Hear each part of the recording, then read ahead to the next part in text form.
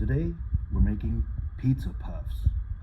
First thing, a little bit of nonstick spray in each of these.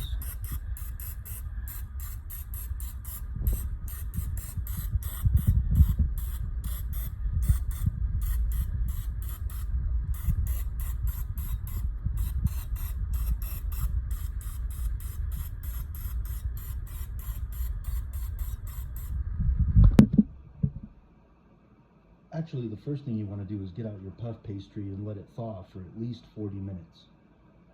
The second thing is to preheat your oven to 400. Then you spray that pan. Once this stuff is thawed, you're going to want to roll it out with a rolling pin. Look, can you see? It started off this size, and now it's this size. So I'm going to roll out this other one to be about the same size as this. Now that the puff pastry is rolled out a little bit thinner, we're going to cut each one into 12 pieces. That way we've got enough to fill all 24 of the little divots in the mini muffin pan.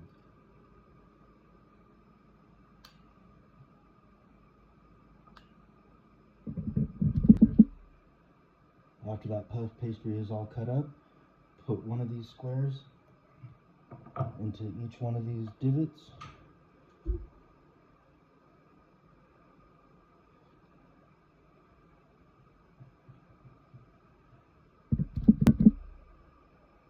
Now we're going to fill this with sauce and toppings, right?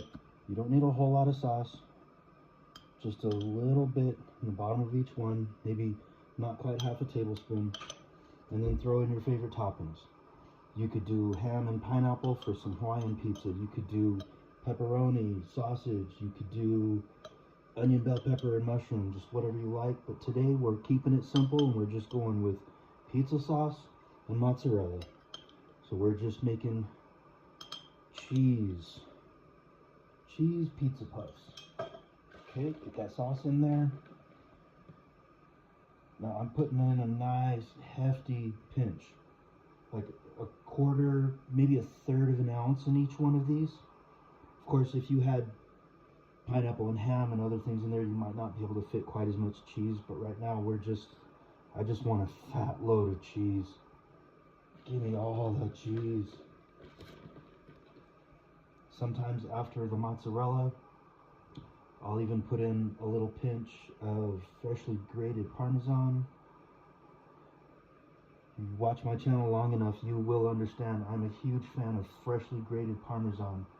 I don't like the stuff that comes in a plastic bottle that's got cellulose, which is another way of saying sawdust. So after you've got your toppings, just kind of fold over the tops. Fold in opposite corners first, and then the other opposite corners. Kind of diagonal or catty corner, whatever you want to call it. Okay. Close that up, close that up, close this up, close this up. It doesn't matter if they're not perfectly closed. The little cheese will melt out the sides. It's so good one way or the other. If you want to be a perfectionist and make sure they're perfectly sealed, you go right ahead.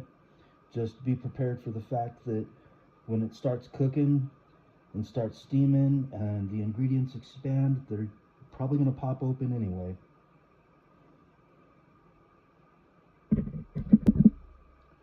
Just real quick before we pop these in the oven, just going to spray a little bit more cooking oil on top. That's going to make the tops brown up real nice and get kind of crispy and flaky. Make sure you've preheated your oven to 400 degrees. We're going to pop these in for 15 to 25 minutes. With this particular pan, in my particular oven, 20 minutes is usually perfect. Oh yeah, here we go. Look at that. You see that? They've all puffed up. They're a little bit golden brown on the tips. They are steaming hot.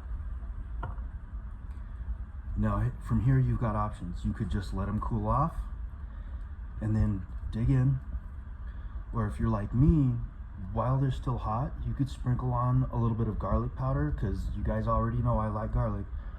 You could sprinkle on a little freshly grated Parmesan, some red pepper flakes, anything like that. And that's it. Let them cool off and enjoy.